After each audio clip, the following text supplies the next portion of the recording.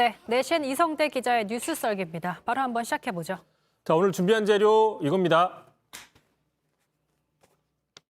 장재원 의원 머리. 아유, 현역 의원인데 그건 전혀 근거 없는 얘기고 정무 감각과 경륜 있는 분으로 조금 생각하고 계시다고. 국민 잘 모실 수 있는 유능한 분을 잘 모시기를 하겠습니다. 자, 비서실장의 적자는 누구인가? 자, 아주 유능한 분을 모시겠다고 얘기를 했는데 한덕수 국무총리 후보자 지명 이후 인사 발표가 본격화되고 있습니다. 관심 중 하나가 아무래도 초대 대통령의 비서실장. 애초에 이제 장제원 의원이 언론에 가장 많이 오르내리기도 했었어요. 그렇습니다. 어제였습니다. 당선인 비서실장으로 처음부터 유력했던 장제원 의원이 이렇게 얘기를 했었죠. 자, 나는 이제 앞으로 다시 여의도로 가겠다는 생각엔 변함이 없다. 너무 기자들이 단정적으로 자신의 거취에 대해서, 그러니까 비서실장설에 대해서 쓰면 내가 곤란해지니 좀 안 그랬으면 좋겠다라고 얘기를 했습니다. 그리고 앞서 보신 것처럼 윤 당선인도 직접 현역은 부르지 않겠다 이런 식으로 얘기를 했죠. 이제 사실상 물 건너가는 게 아니냐 이제 이런 분석이 커지고 있는 겁니다. 자, 사실 원래 비서실장 자리가 현역 의원직을 사퇴해야만 갈 수 있는 자리고 역대로도 현역 의원이 곧바로 간 경우가 거의 없습니다.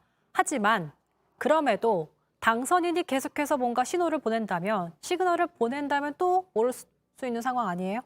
뭐 이제 정치라는 게 또 앞으로 봐야 될 측면들도 있죠. 확실한 건 없다라는 게 정치이기 때문에. 근데 다만 이제 그런 게 있습니다. 원조 윤핵관이라고 불리는 이른바 윤핵관 3인방이 있지 않습니까? 권성동, 장제원, 윤한홍 의원인데 뭐 아신 것처럼 권성동 의원 이미 원내대표 출마로 갔죠. 장제원 의원 여의도로 가겠다고 그랬고, 윤한홍 의원도 사실상 이제 경남지사 출마나 또는 당에 잔류하겠다.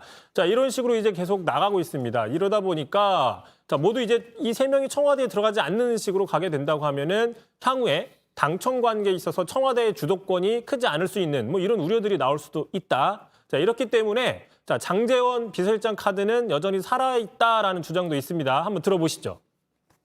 그래도 장 의원, 당신 비서실장 해. 라고 한마디만 더 하면 장제원 의원이 본인의 고집을 좀 꺾고 비서실장으로 가지 않을까라는. 장제원 의원이 비서실장 갈 확률이 51%. 정치권에서의 51% 예측은요. 예. 거의 99%라고 보시면 돼요. 아, 그래요? 뭐 저희 썰라 패널 장성철 소장의 그냥 의견이고 전망이었습니다. 어제자 전망이었죠. 자, 유승민 전 의원은 이제 경기지사 출마를 제일 처음 제기한 패널이기도 했는데 이번에도 과연 맞출지 때 맞춰서 지금 유승민 의원이 앞으로 지나가고 계신데 만약에 조금. 틀리면 네. 저희 썰던 라이브 패널을 곧 교체를 해야 된다. 저는 이제 개인적으로 이렇게 생각을 합니다. 아, 그럼 51%예요? 예. 알겠습니다. 틀리면. 예. 알겠습니다. 아무튼 키워드가 적자인 거 보니까 갑자기 생각나는 게 있습니다. 장성민 특보도 실제로 거론이 됐어요.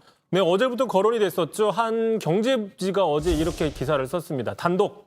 자, 윤석열 대통령 비서실장의 장성민 특보 유력하다라고 썼는데, 그러니까 인수위와 국민의힘 주변에서 상당히 화제가 됐어요. 화제가 되니까 이제 맞느냐 이런 이야기를 당선인한테도 직접 물어봤지 않습니까? 직접 들어보겠습니다. 장성민 의원 그래 됐죠? 자, 저 하하라고 얘기를 했는데요. 자, 이 웃음의 의미, 강행급 뭐라고 해석을 해볼 수 있을까요? 글쎄요. 알려주셔야죠. 네, 그건 이제 당선인만 알겠죠. 이게 말이 안 된다, 뭐 이런 측면도 있을 수 있고, 뭐 가능성은 있지만 지금 말을 못해, 뭐 이럴 수도 있고, 뭐 근데 처음 저희가 들었다, 뭐 여러 좀 가지 있을 수 있죠. 여러 가지 분석이 나올 수 있겠지만 장성민 특보에 대해서 저희가 다룬 적이 있습니다.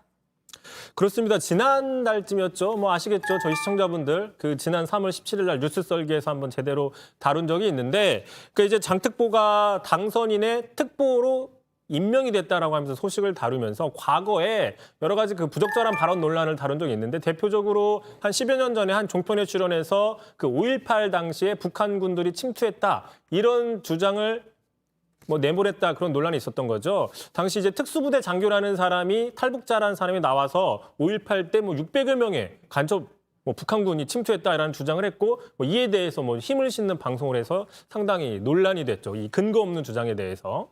특히 그 장 특보에 대해서 늘 언론에서 DJ 적절한 수식어를 달아주는 경향이 있습니다. 그거에 대해서 저희가 한번 언급을 한 적이 있죠. 네, 그때도 얘기를 했습니다. 장성민 특보 하면은 뭐랄까요? 적자의 아이콘.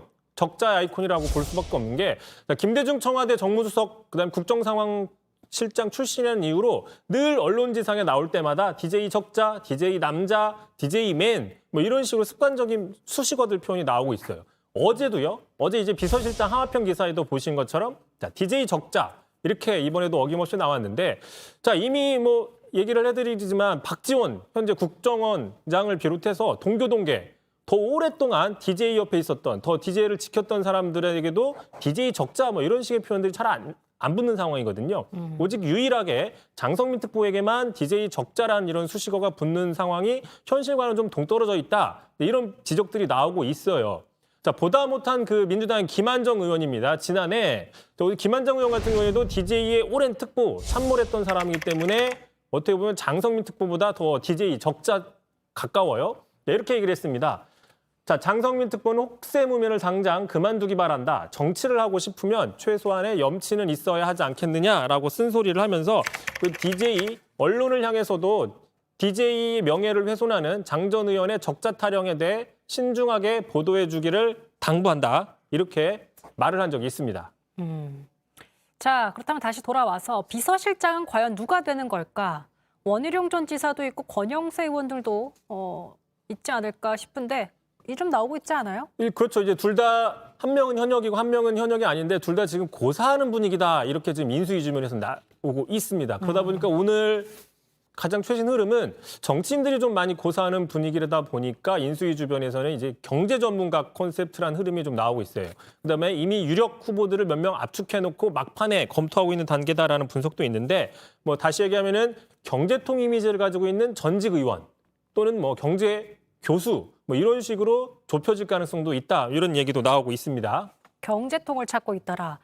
자, 비서실장은 웬만한 장관보다 더 큰 영향력을 행사합니다. 게다가 이제 정권 초기 실장은 그 무게감이 더할 수밖에 없으니까 더 신중하게 검토하고 있는 분위기이기도 하고요.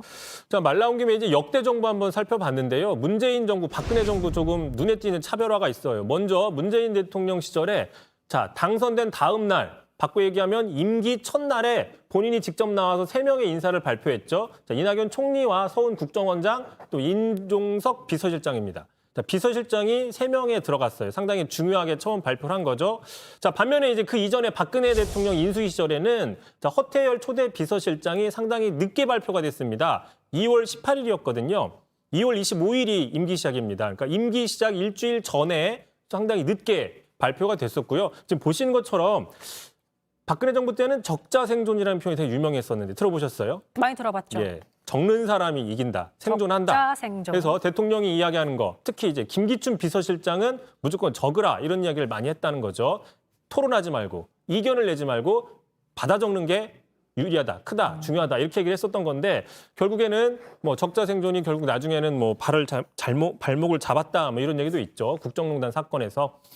자, 다시 한번 이제 처음 키워드를 한번 돌아가 보겠습니다. 비서실장 적자가 누구이냐? 뭐 이렇게 잡아봤는데, 자, 비서실장은 적자, 적기만 하는 사람이 가면 안 되는 거죠. 자, 그리고 장성민 특보도 DJ 적자가 아니다. DJ 적자와는 거리가 멀다. 좀 이렇게 한번 썰어볼 수 있을 것 같습니다. 아, 그 적자가 또 적기만 한 사람은 되지 않는다. 이런 적자의 얘기. 다양한 용법에 대해서도 한번 살펴봤습니다. 네, 적기만 하면 글로벌을 준다. 죄송합니다. 진행하시죠. 네, 비서실장 적자 누가 없을지 이번 달 안에 발표될 텐데 뉴스설계에서 열심히 취재해서 보도해드리도록 하겠습니다. 이성래 뉴스설계 여기까지 하죠. 수고하셨습니다. 여보세요 거긴 누구 없소 왜 어둠은 늘 그렇게 벌써 깔려있어